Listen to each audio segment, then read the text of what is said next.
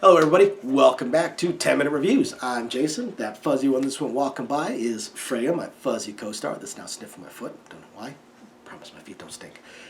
Please hit the like and subscribe button, guys. We have a ton of videos always coming out. We want to bring more and more books, more and more authors out there for people to read and to enjoy. Not enough people read for fun, guys. We try and bring the fun stuff to you guys. So today we're going to talk about an author and a series that we've talked about in the past. The most recent book came out not too long ago. Picked it up, finished it the day it came out. I mean, we always do with this particular author. I want to talk about Drew Hayes and the novel Posthumous Education, which is the newest of the Fred the Vampire Accountant series, or the totally uninteresting tales of Fred the Vampire Accountant.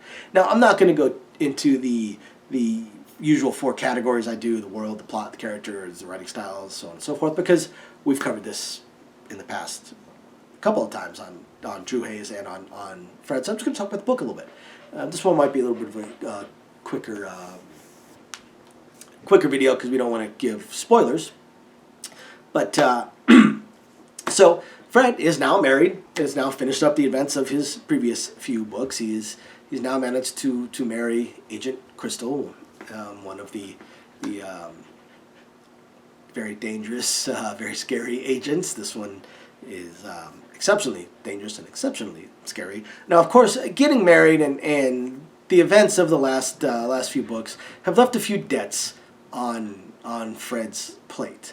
In fact, he's got quite a few debts on his plate, quite a few debts, and quite a few obligations. Fred has definitely grown. As he's grown his business, as he has grown his family, as he's grown his clan, that is basically his family, he has accrued more and more and more either debts or obligations. He has obligations to the Blood Council.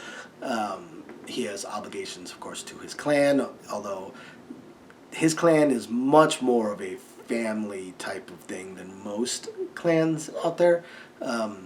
He has obligations to the agency. He has obligations to some of the fairies, like Hellbore.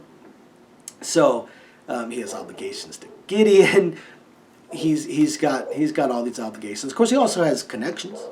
Almost no supernatural can say that they have met the King of the West, Gideon, much less as many times as Fred has, much less worked directly for him, and even have had favors done for him and done favors for the King of the West. So that right there is pretty rare.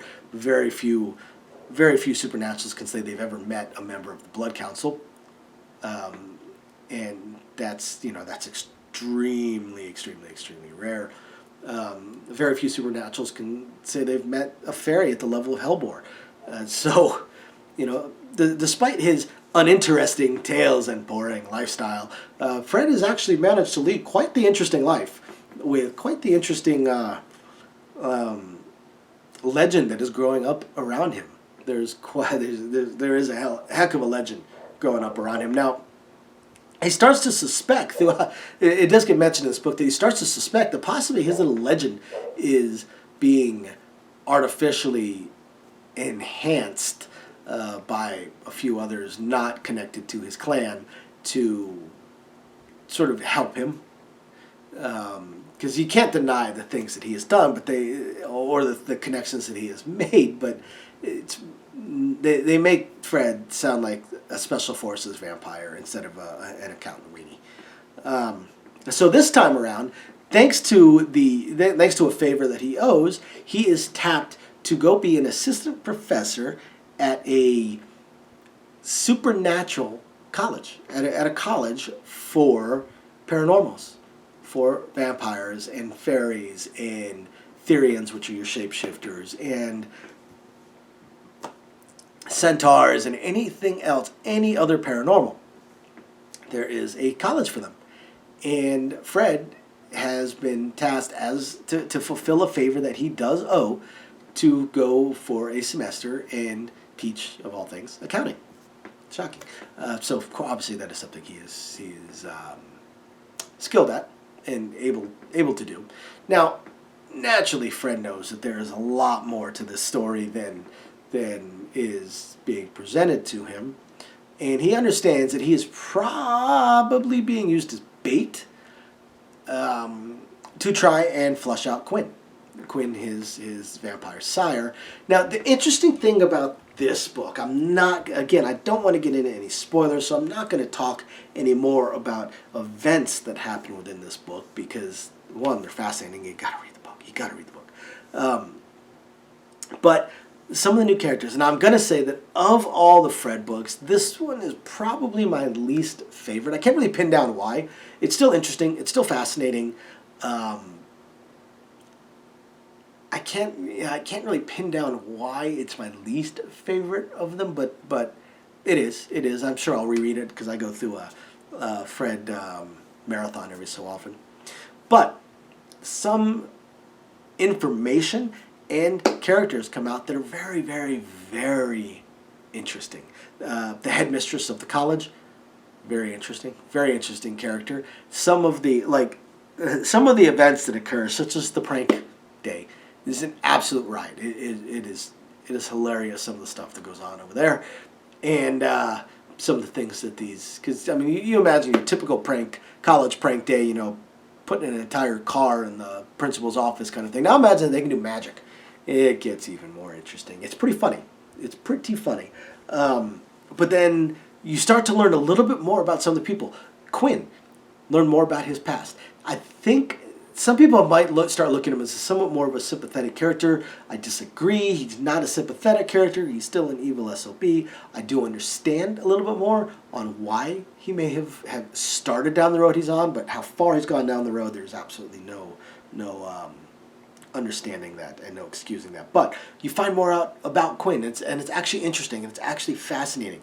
You also end up meeting quite possibly the female version of Arch, which is hilarious because Arch is a badass. We've only gotten little hints here and there, but he's a badass. I mean, you can't be an agent and not be a badass, and Arch is definitely a badass.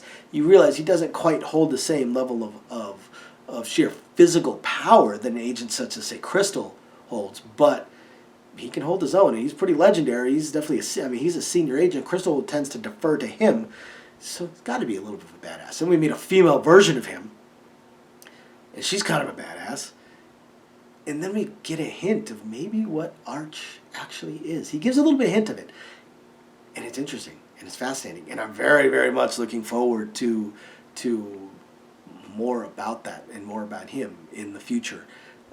I do wonder, and I do hope at some point Drew Hayes possibly writes a spin-off book, maybe about Arch, just about Arch's origin story, possibly. I have a funny feeling that would be absolutely fascinating. His origin story, and then how he became an agent, and maybe some of his earlier cases. I just think it'd be absolutely fascinating, but that's just me. So, guys, if you have not read Posthumous Education yet, and you are a Drew Hayes fan, after you hit the like and subscribe buttons, go check it out. If you are not a Drew Hayes fan, I don't know what is wrong with you. You might want to seek therapy. If you have not started reading any of Drew Hayes' books, I would highly recommend starting out with the Totally Uninteresting Tales of Fred the Vampire Accountant, Book 1, or Superpowers, Book 1. Either one are absolutely amazing. Amazing.